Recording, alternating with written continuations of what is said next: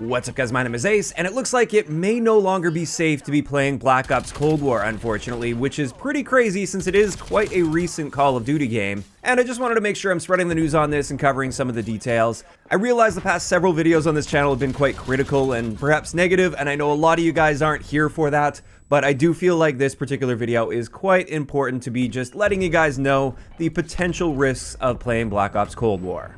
Now, you guys may have seen this spreading all over social media, especially yesterday is when it really started spreading. However, it did take a little bit of digging to get to some sources for this.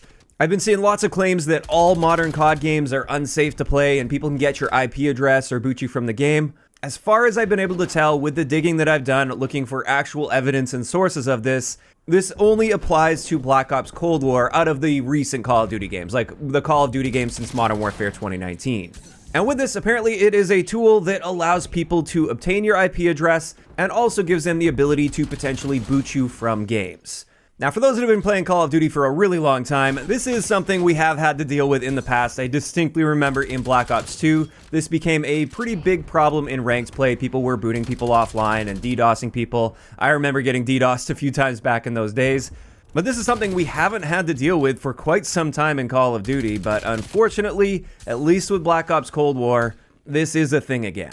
Now, I have seen some claims that they can also inject malware through this. However, based on all the digging that I've done and looking at the actual sources for this, I don't believe that's actually the case. Those claims don't seem to be lining up with the evidence. But that's not to downplay this, they can still obtain your IP address. It's also worth noting this is on console or PC, and even playing on PlayStation with crossplay off is still apparently a potential risk.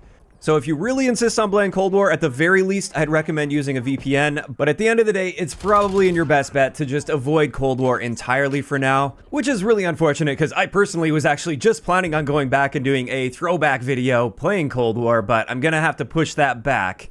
This is something that, since Cold War is still a relatively new Call of Duty game, I suspect Activision will be doing something about this eventually. I feel like this is something they really need to address. But I guess time will tell on that. I'll try to keep you guys updated if there are any updates on this in the future. But for now, at least, I'd recommend avoiding playing Cold War.